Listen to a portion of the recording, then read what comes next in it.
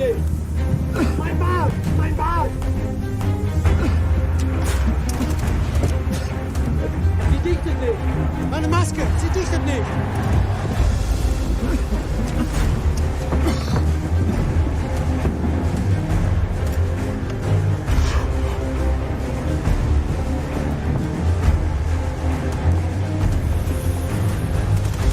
Ist die Luft rein? Sind wir sicher? Alles klar!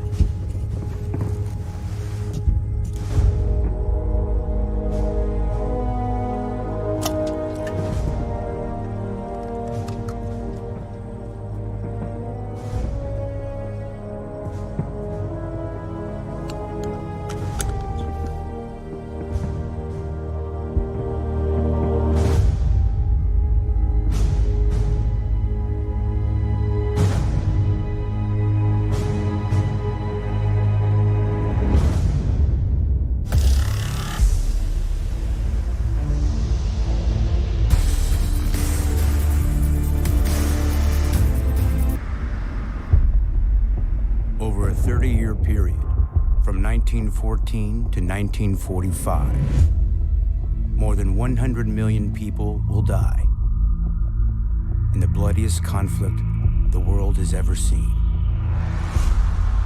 But it all began in the slums of Vienna.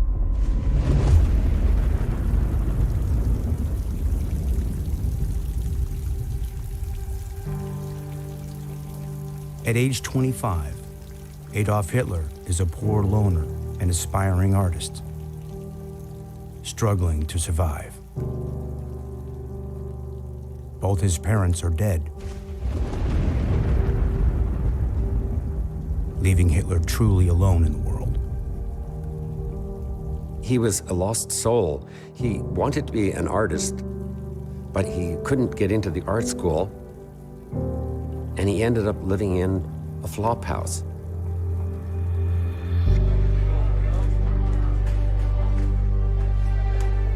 Left without any means of support, his only way to make money is selling paintings around town for next to nothing. Hitler didn't have a plan B when he was rejected. He just didn't know what to do, so he started to drift. He had very little money. He was living a hand-to-mouth existence. He had no clear aim in life at all. He was, in a sense, waiting for something to happen. Before long, a chance event 450 miles away will change everything. June 28, 1914. An assassin takes down the Archduke of Austria-Hungary. The murder ignites a deadly conflict that quickly erupts into war. From the tangle of alliances, two sides emerge. Britain, France, and Russia become known as the Allies, while Austria-Hungary, Germany, and the Ottoman Empire form the Central Powers. Filled with a patriotic sense of urgency, men on both sides rush to join the fight. For Hitler, it's the opportunity he's been waiting for. He quickly rushes to enlist. He tried out for the Austrian army. He failed the physical. He wasn't considered strong enough to carry a rifle. Rejected by his own country, Hitler turns to the German army, who's accepting almost anyone, as they work to build the largest fighting force in the world.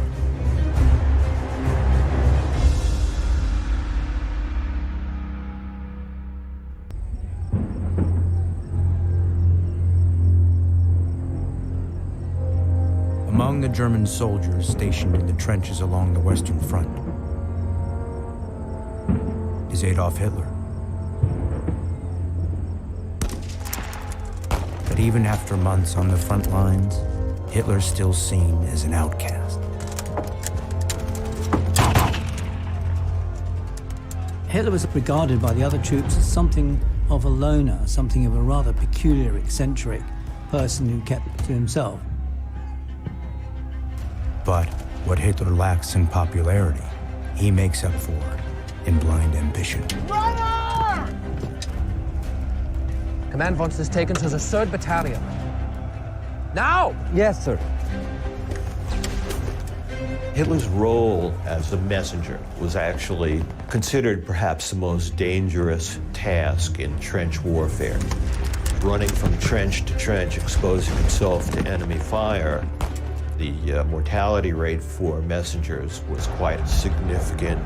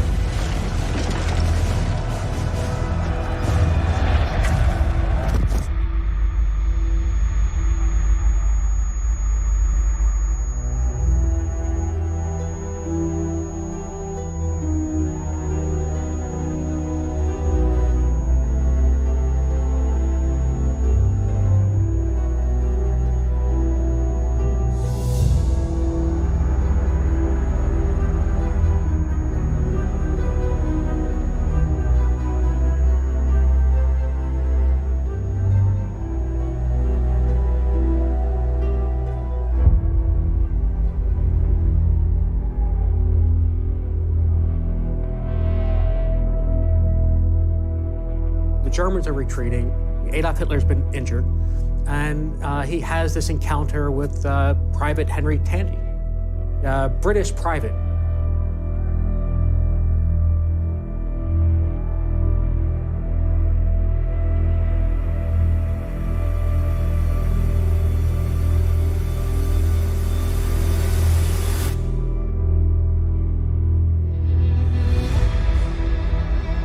Tandy has Adolf Hitler in his sights.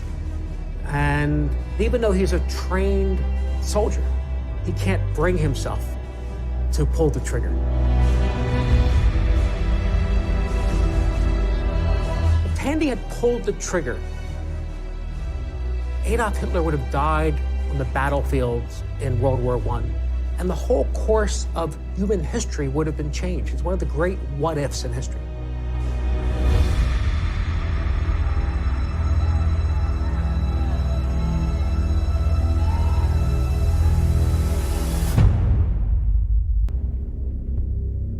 Just 240 miles away, years of trench warfare have transformed Adolf Hitler from a directionless loner to a hardened soldier.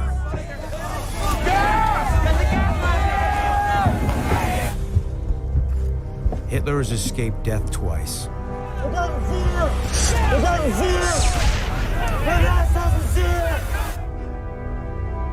And it's left him a changed man.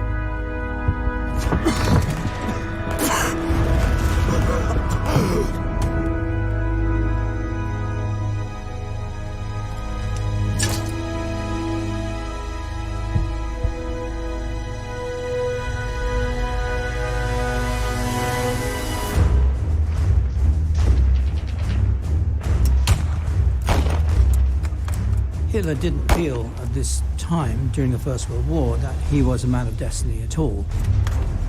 What he did feel was a sense of belonging and a sense of commitment.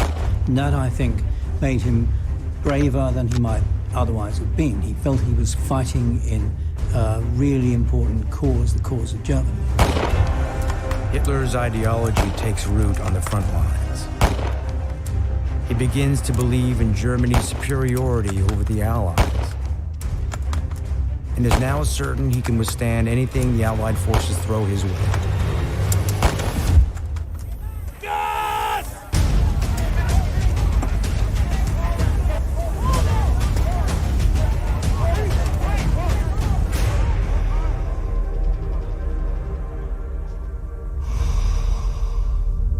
The gas attacks are endless.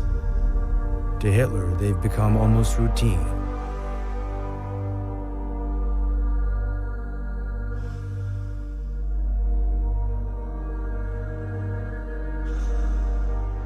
But this time, it's different.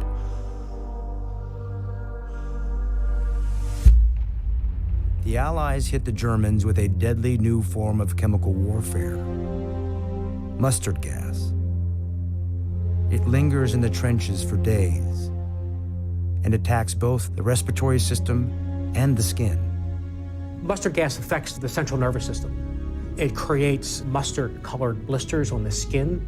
It blinds people.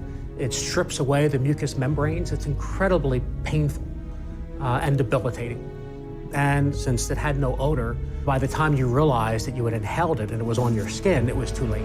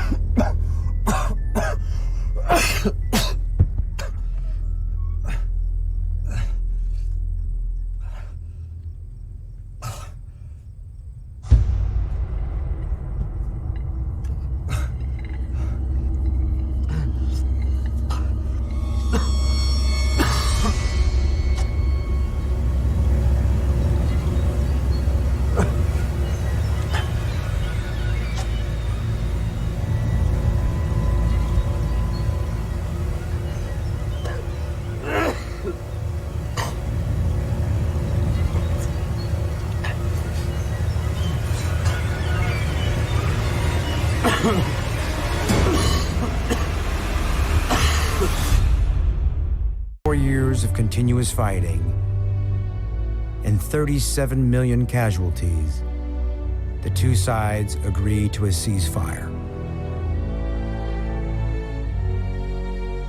When the world is shaking and rearranging itself, as it does after great events like the end of a war, there are a whole range of different emotions. The first is exhilaration, a very personal feeling, exhilaration at being part of an event that is changing the world.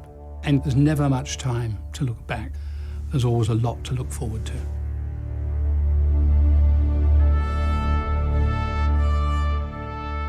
While most of the world celebrates the end of the fighting, some, deep in the heart of Germany, refuse to accept defeat.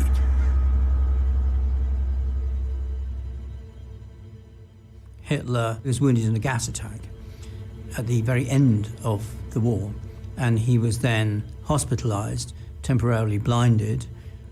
Our people will be losing war against the Western armies.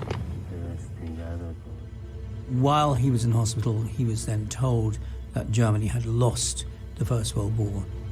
And that's a crucial turning point in Hitler's life. In Hitler's worldview, it was always dead or alive. Win or total defeat. For him, surrender was something un-German. You are a coward somehow if you surrender.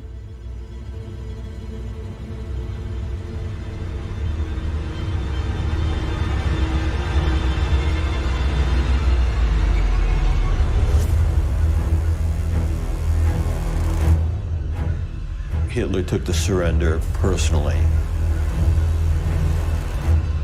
A personal, destructive blow to himself. He also took it as a mission in life to avenge and rectify this surrender.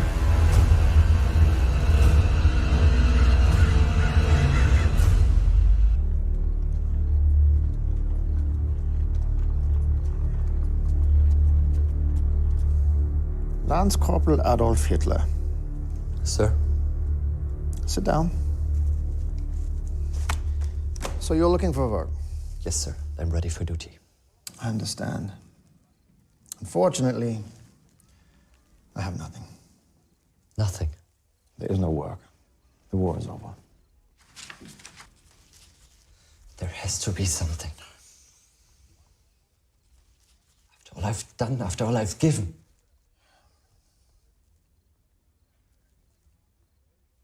There's a new political group in town, the German Workers' Party.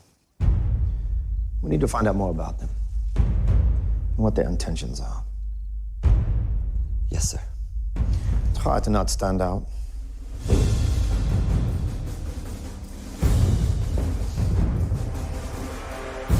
The Versailles Treaty caused the economic conditions which gave rise to extremism. You find in history that when the economy is terrible, that it gives rise to all kinds of different extremist organizations.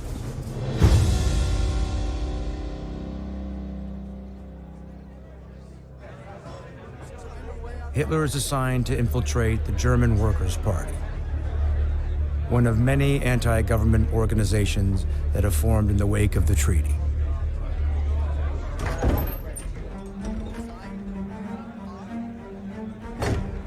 For months, he attends secret meetings held at undisclosed locations throughout the country.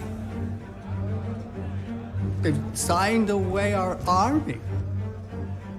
The Versailles Treaty is not my treaty.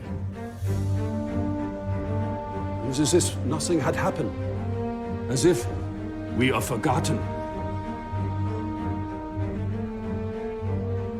But Hitler soon realizes they are radical nationalists, intensely loyal to the fatherland, and many of them harbor extremist views of German superiority. Views that are no different from his own. There was never really an effort to deal with all of the damage that had occurred during World War I. The failure to do that, I think, is what ultimately produced the seeds for Hitler and Nazism. Germany as a whole is dead. It has nothing left in its heart. There are riots on the streets. There is no Germany left to fight for. Germany must break apart. It is only through this that we can survive. No German. Yes, there's nothing left to fight for. There's nothing left to fight for, are the famous last words of every turncoat in the history of warfare. The weak among us turn to such excuses and abandon all pride and hope, when it is only unity that separates the victors from the defeated.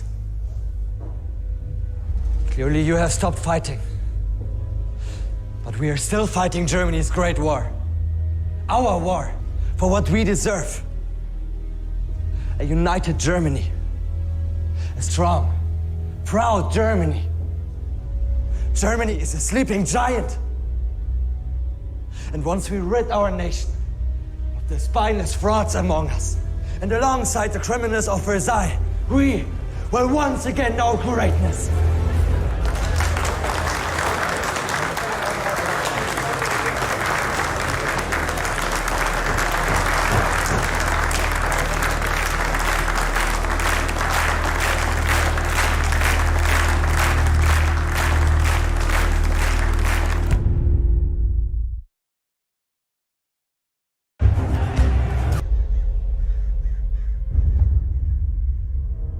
Adolf Hitler leaves the German army to fully devote himself to the anti-government Workers' Party. Germany is dead. And you have conspired. His popularity and fiery rhetoric make him stand out in the group. Led her with your corruption. And he's promoted to the head of propaganda.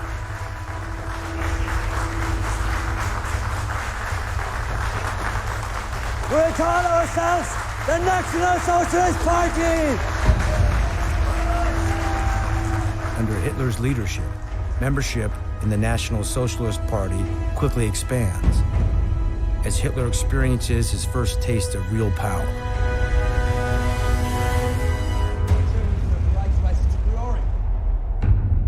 There are many reports from fairly early on about Hitler's charisma as a speaker, and he gradually came to realize that he was indeed a powerful speaker, far more powerful than anyone else around, and began to use that as an asset. To cast all Germany under his spell, Hitler needs an image that will burn into the minds of millions. Nowadays, we'd call it a logo, of course. It was designed personally by Hitler, and it may be that he put some of his artistic impulses into this. The essential part of it ultimately went back to India, but it was taken up as a symbol of racism and anti-Semitism, combined with the red background for socialism and the red, white, and black colors for the old Kaiserreich.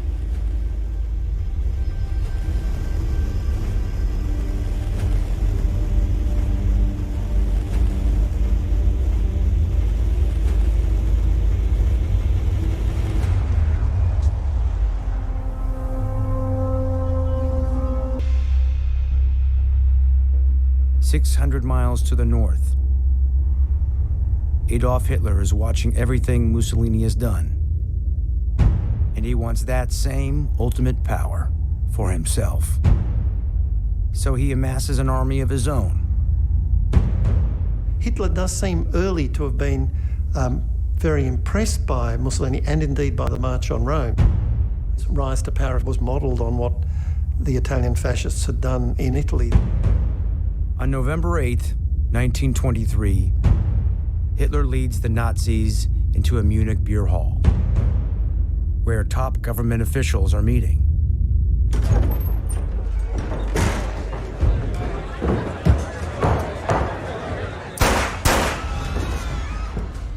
Germany is dead, and you have conspired to kill her.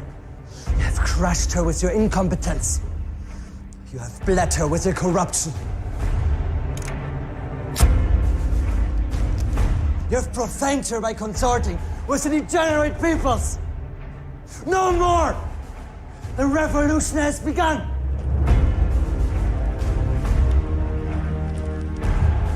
Join us now as we give birth to a new Germany. You watch him and you think of how Adolf Hitler was able to do that, to get other people to follow him. I think it was partly because he could persuade people that that was a good thing to do, and partly because people were intimidated by him.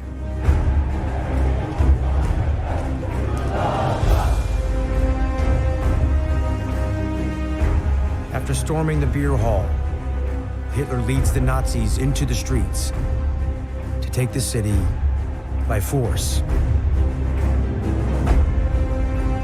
But unlike in Italy, the German police are prepared. Halt! Ready!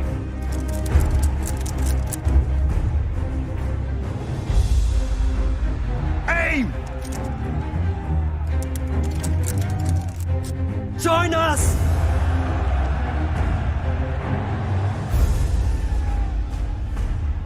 The National Socialist Party has taken over the government!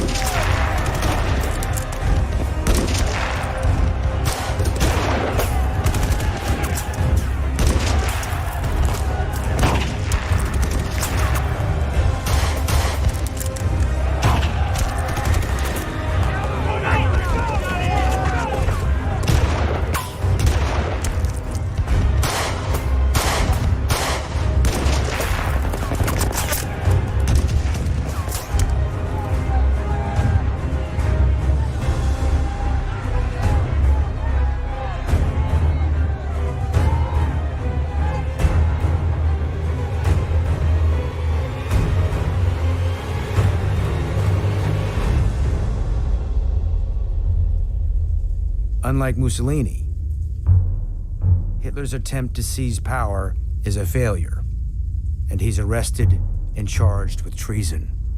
He spends his time in prison, plotting his next move. Arrest propagation often. That's what is ready and able to wipe out that idea. To gain followers Even to a man. and to spread his message, Hitler creates a manifesto, the heart of which is a radical plan for world domination. What we must fight for is to safeguard the existence and the reproduction of our race and our people.